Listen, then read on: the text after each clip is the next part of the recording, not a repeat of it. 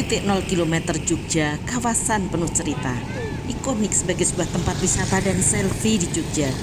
Menjadi kurang rasanya berkunjung ke Jogja tanpa mengunjungi kawasan titik 0 km. Mengapa? Jangan lupa subscribe dan share agar kanal ini bisa terus mengunjungi dengan informasi menarik lainnya. Meski disebut titik 0 km, penyebutan ini tidak ada kaitannya dengan sumbu filosofi. Justru kawasan ini erat kaitannya dengan sejarah kolonialisme.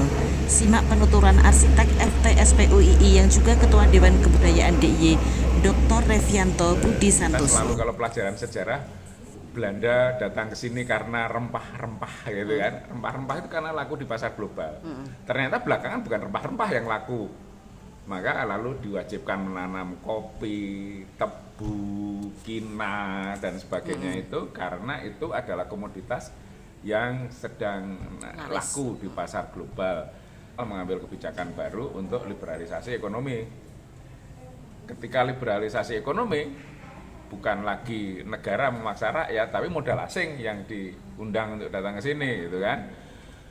Ujung tombaknya ada dua, satu agrarian sowet, hukum agraria, gitu kan, artinya menjamin bahwa ada lahan yang tersedia untuk kalau kamu mau buka ondernameng atau perkebunan atau usaha-usaha di sini. Gitu. Yang kedua kuli ordonansi, menjamin ada tenaga kerja murah yang juga tersedia. Gitu. Nah, kita masih bergumul dengan UMR rendah sampai sekarang, itu berarti ini repotnya dari zaman 200 tahun yang lalu masih belum rampung gitu.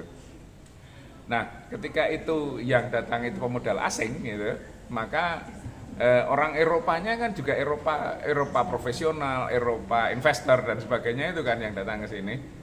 Nah, itulah yang lalu mengubah secara mendasar perkotaan di Indonesia ini, gedung-gedung baru untuk layanan publik itu mulai bermunculan.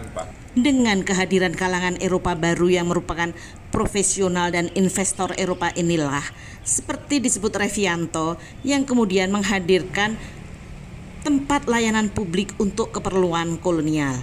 The Indies Bank, kantor pos, Nilmats Cafe menjadi 3 bangunan terkait dengan kebutuhan layanan publik yang meningkat. Keberadaan layanan publik ini menjadi bagian sangat penting zaman itu untuk melayani masyarakat Eropa yang baru yang berbeda dengan kelompok pedagang VOC.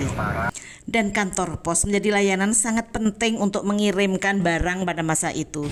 Sebagai tempat dilakukan awal mula pengiriman kargo itulah kantor pos dijadikan titik 0. Sehingga menurut Revianto, titik 0 itu ditetapkan dalam kaitannya dengan pengiriman kargo, sehingga tidak ada kaitannya dengan sumbu filosofis Ngayogyakarta Hadiningrat. Hanya kebetulan saja lokasinya strategis dekat keraton dan kini ada di simpang 4 kawasan Jalan Malioboro, Jalan KH Dahlan, Jalan Pangurakan, dan Jalan Panembahan Senopati. Titik 0 km merupakan tempat dimulainya segala kisah tentang Jogja. Untuk melihat Jogja secara utuh, sempatkan sejenak duduk di kawasan titik 0 km yang indah. Anda akan merasakan Jogja yang sahdu dan mencipta rindu.